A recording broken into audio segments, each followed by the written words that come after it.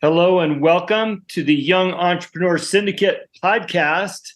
Today I've got Rod Kuntz with me and Rachel from our marketing division, our extraordinary marketing person. Rachel, how you doing? I'm doing good. I'm glad to be here. Happy to have you, and congratulations on Lynx Spirits winning gold in the San Francisco World Spirits Competition. Thank you. Thank you very much. Talk about being an entrepreneur. You launched that brand real quick for our listeners who don't know that you have a spirits brand. Give us the highlights when you launched it and why, because I'd love for everybody to know. Okay, so Lynx is bourbon, and it's the first bourbon made by an all-female team. And I launched it in 2020. So it was scheduled to come out right of the year of the pandemic. I call it the silent launch.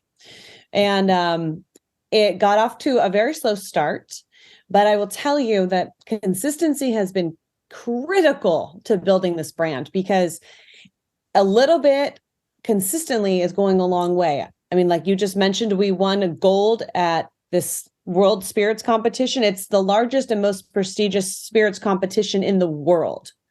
I mean, the fact that we're a new player and, we're getting these accolades. Cigar and Spirits magazine also gave us a gold rating. So we're only 2 years in and we're getting a lot of great feedback. Now, that being said, we're also getting a lot of no's. Like, we talk to different distributors and talk to different bars and restaurants and liquor stores. And it's like, would you like to carry our product? No. So you got to not get discouraged. But the feedback that we're getting from the people whose, I think, opinion really matters has been great. So we're just plugging away. And well, you're kind of dabbling a lot around what today's topic is going to be. But tell us real briefly, though, you're all female owned, and there's a whole story behind the women behind this brand, correct? Yes. So a few years ago, I was shopping for a bourbon for a gift, and I was at the liquor store. And I noticed that it was a really masculine category, and I was looking for a gift for a woman. And I thought, I really want to make something that's in this space. So I contacted a female master blender. I had researched and found her. She's a third generation. She lived out in the sticks of Philadelphia, like a couple hours outside the city on this farm. And I said, hey, I just called her. And I was like, hey, can I come meet with you? I have this vision. I need an expert who's a master blender, who's a woman, who is going to get it. And she said, sure. And I flew out and then drove out to meet with her. And she called me Hollywood because I'm from California. And she was like, you have no business in this industry. You have no business in this space. And I don't know what you're wearing, but that stiletto boots and that pea coat just do not go on this farm. Like, what are you doing here?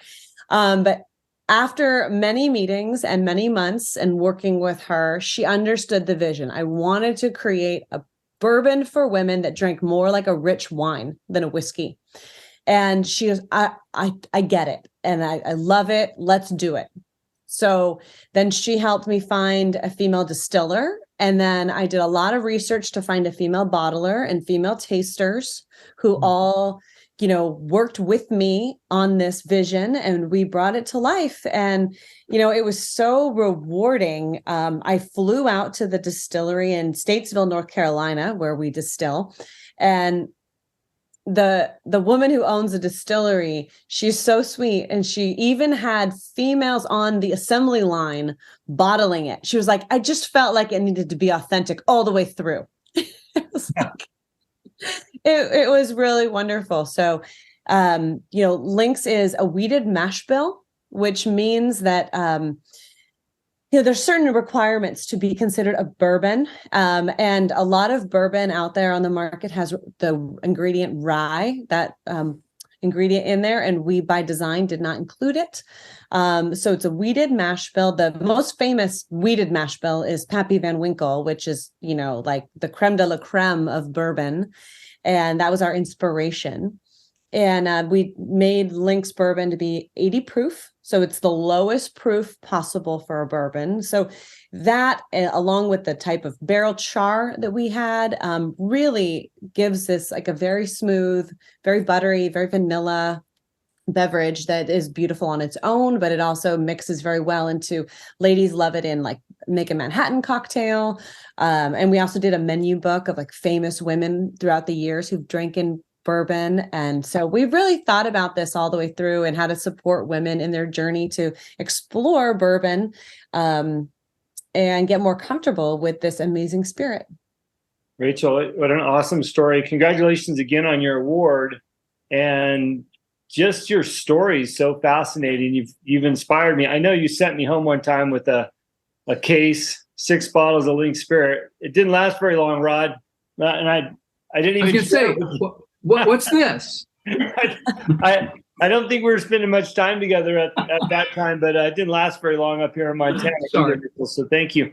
But you really, like I said, you kind of dabbled around what today's topic is, and I'm going to throw the question at you, Rod, or at least the topic at you. And that is the topic of never quitting. When you're an entrepreneur, or you're an aspiring entrepreneur and you're building out your business plan, or you're looking to get started, or you've just started, there's a tremendous amount of value in not quitting. As we just heard from Rachel's story, she had to meet that woman over and over and over again to finally get what she needed. And now look where she's at today. So Rod, what are your thoughts on never quitting? I'm sure Rachel will have additional ones, and I know I've got a few. So I'll let you start there, though. Well, I want to start by first saying, Rachel, you've given us all the groundwork for a great topic today. First, and you said you had a vision. You had a vision, but your vision led to a plan. You had a strategy, and it's so much easier to keep going when you have not. In fact, I saw this today. It said a goal without a plan is just a wish. Right? You have to have, if you have a goal, if you have a vision, you have to have a plan to go with it. And that way, when things get rough, you go back to the plan, right? The plan can keep you going through the hard times. And if things aren't working, when you get into it, you said when you started this, it was a slow start, right? It seems like all of my business ventures have been a slow start. And it's so easy for people to quit. I've watched it happen where people on the slow start, they're in a hurry. They want things now. That delayed gratification is something they need to ingrain in their entrepreneurial spirit, because it doesn't just happen overnight. It takes the work. And the other thing I'll say is, if things aren't going according to plan, sometimes we need to change the plan. Mm-hmm. And be willing to change the plan as opposed to quitting. Quitting's the easy way out. Changing the plan and tweaking the way to get there is the way to get to the end, right? The goal doesn't change, but the plan can change. And the second thing I'll throw out there is, I loved it when you said you're still getting no's, right? After hearing your story, why would anyone say no? I want to drink now. I'm glad we're doing this after 1 o'clock, everyone. It's really, I'm inspired, even if I wasn't a bourbon drinker, which I like a good bourbon, a good whiskey. I'm a fan. So I'm already inspired. And why would someone say no? People always have their reason to say no. And when I was in sales, and I pass this on all the time, it's like a 75 hard rule in sales. You take 100 no's. This is the rule. You take 100 no's and you keep track of them. You have to track your no's, right? Put a little check mark in that column. That's a no. Here's the thing. You might go 10 items down that list and have 10 no's. And then when someone says yes, you have to start your no list, your 100 no list all over again, right? So when you get to literally 100 no's in a row, that's when you can look at, I don't want to say quit, but if you've done 100 no's, but you get one yes in there, you start it all over again. And that's how you stay motivated. You are relentless. You can't quit. It's not an option. So thanks, Rachel. Your story inspired me. It's just great. You're welcome. And I think what you said is like, when some people, like, they're in a hurry, the biggest pressure I felt when starting this was like pressure from friends and family who expected results right away. They were like, oh, well, why isn't it Albertsons yet, or Ralph's or Costco? And I was like, whoa, we're building something very special here. I'm not just going to give, I had offers of, retailers who were like, oh, we'll buy it from you for 95% off. I'm like, no, I'm okay just sticking to the plan.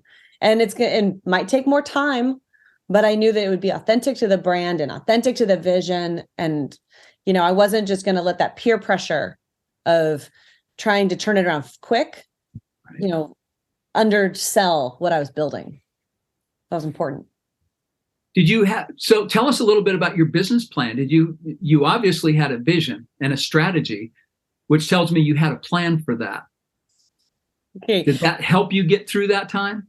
Well, I feel like I had an unfair advantage because of my 20 years in advertising and marketing and doing this for other people. I do this all day long for everybody. So it was the first time I was putting this plan together for myself. And that was interesting because I'm my own client, right? And so at some points I was too close to it. I would need to put it down and then come back and try to be objective, versus just thinking it's the best thing ever, all the time. So, yes, there was a plan. There's always a plan with me. And I liked your point about, sometimes you have to make a pivot. Like I got to tell you, I was doing a business consulting call with a client earlier today. She was our first meeting and she had been pushing this product for years. And I'm not even going to tell you who it is, but I said, are going after the wrong target. She had this light bulb moment. She was like, oh my God, you're right. I've been going after the wrong target for years. This makes so much more sense. We outlined a whole marketing plan for her this morning. It's like changed the course and trajectory of her business. So yeah, you got to be brave enough and put your ego aside and say, okay, this is working or it's not. And when do you make that adjustment? Sometimes it's helpful to have a marketing person to help you. But when you're your own client and you're your own marketing person, it's got to listen to your trusted friends and colleagues who've been there. Like, I talk to Jim sometimes about it and I run things by you and get another opinion, that's been really helpful. And by the way, you just hit on another point that we talk about a lot on the show, and that's the importance of a coach. Whether that's utilizing what we have at the Young Entrepreneur Syndicate or elsewhere. But, like your client today, you noticed something that she hadn't noticed for a very long time. And all of a sudden she had that aha moment. That's why coaches are so important. Your network's so important. And being, like you said, put your ego aside and listen to helpful advice and then disseminate what you're going to apply or not. So, just going back to this quit topic too, Rod, you've spent a lot of time in your careers and in different situations where quitting wasn't an option for you, right? I don't know why, maybe just a fun story, but I was just thinking about you out on the plains. Havers experiencing -10 this week, and we're at 30 degrees, which feels warm to me. That's a 40-degree split. But I was thinking about you out there hunting for coyotes. I imagine there was a few times that you couldn't quit. Otherwise, the alternative wouldn't have been good.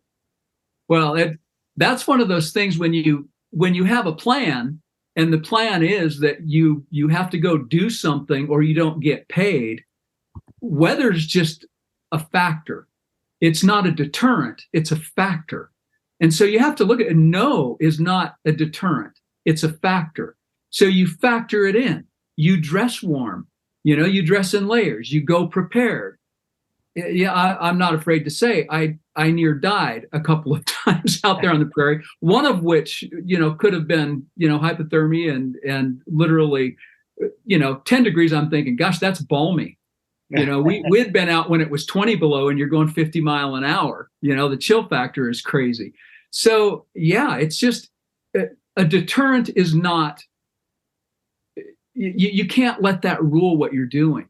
You're going to have obstacles. It's the overcoming and preparing for them. Knowing ahead of time that you're going to encounter those things gives you something to prepare for. And that should be part of your plan. you should plan for, not worst case scenarios, but plan for at least logical scenarios. What's going to come up against you? And, be ready. Expect the no, expect distributors to not get things to you on time. You're ready to do everything, and all of a sudden, the caps to your bottles don't come in, or they're the wrong size. What's the backup plan? You have to be able to shift and move at every stage of the process, especially if you're manufacturing. There are things that are going to be outside of your control, and those aren't reasons to quit. Those are reasons to change your strategy and plan ahead. I love how you label those things as just another factor to the equation, because it takes the emotion out of it, right? I'm too cold to go out. Well, that's just a factor. We can dress for that. I'm going to wrap up the quit segment, and I'm going to come back to each one of you as we wrap up the show. It's December 8th. So here's going to be the question I'm going to come back to. It's December 8th. What advice do you give entrepreneurs the last week and a half, 2 weeks push into Christmas time and into the new year? So I'll come back to you on that. A couple of final thoughts, though, on quitting. I gave a class on this last week to the high school students that are in the Young Entrepreneurs Leadership class. And something that really resonated with me in terms of not wanting to quit, what it really means. The actual definition of quit is to give up or resign, let go. But the word that resonated was relinquish. And I have a hard time relinquishing control, especially if it's a business that I started and dreamed up and came about. I can only imagine if Rachel had to relinquish control of Link Spirits. Next thing you know, it'd be a team of men owning it, taking advantage of the female story or something like that. But relinquish is such a powerful word when you think about, I'm going to quit. Basically, you're willing to relinquish the control over that. And, just a reminder, we all want to quit at some time or another, but it's the ones that don't quit that win. In off-road racing, we always talk about you have to finish in order to win, because so many guys will ruin their equipment early on in the race when they've got 800 more miles to go. So we always talk about you have to finish to win. And of course, that means not quitting.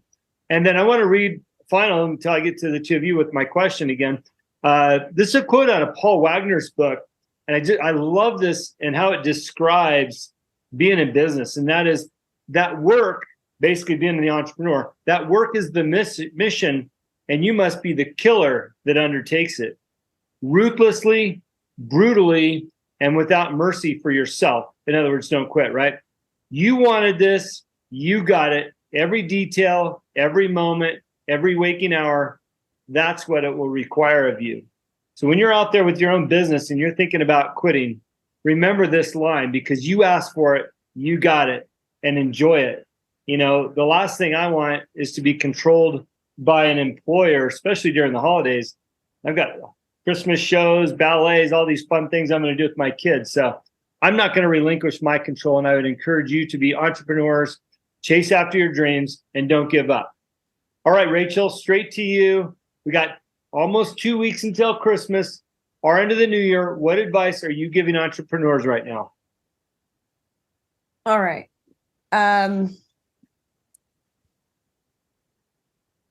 I love the question, and I pause because I want to answer it as a mom before I answer it as a business owner, and I think the answers are related. As a mom, I'm almost done with Christmas, and that means the decorating, the shopping, the wrapping. I'm almost done, and I started, a month ago. So you start early and you have a plan, and I think that applies to your business too.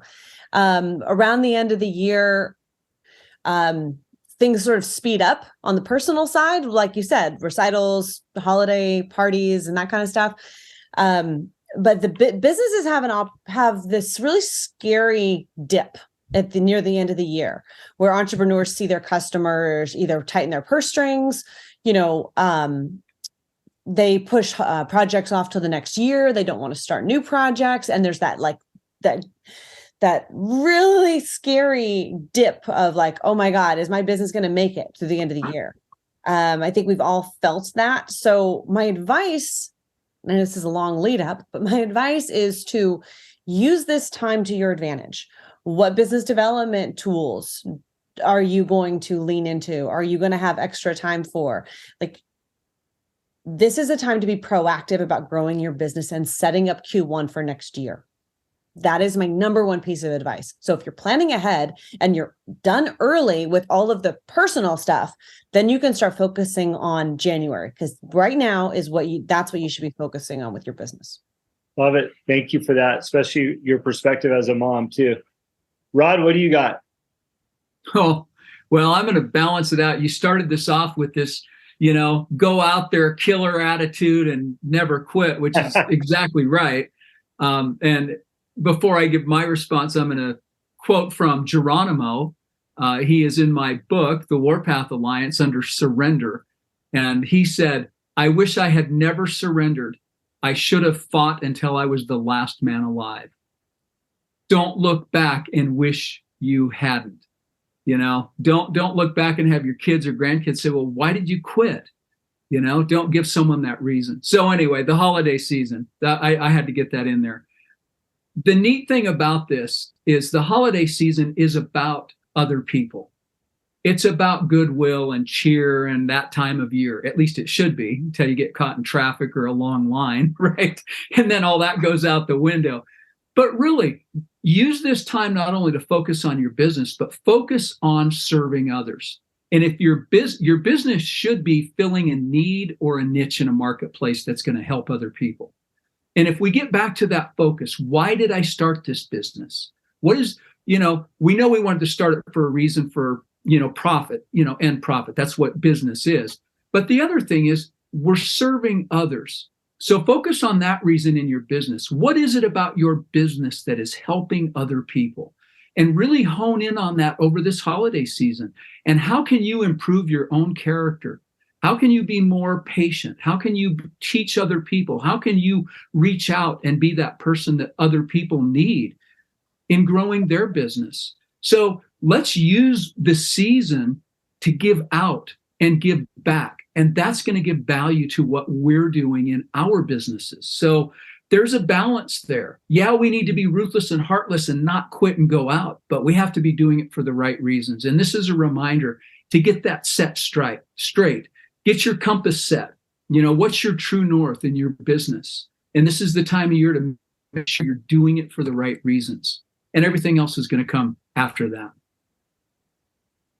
Great response, Rod. I'm going to have to try to follow the two of you. I'm going to throw out an old tool that we've talked about a lot, and that is finding the white space on your calendar. When you look at the balance of December with your online calendar, or however you keep track of your scheduling, like Rachel said, you should have a plan, right?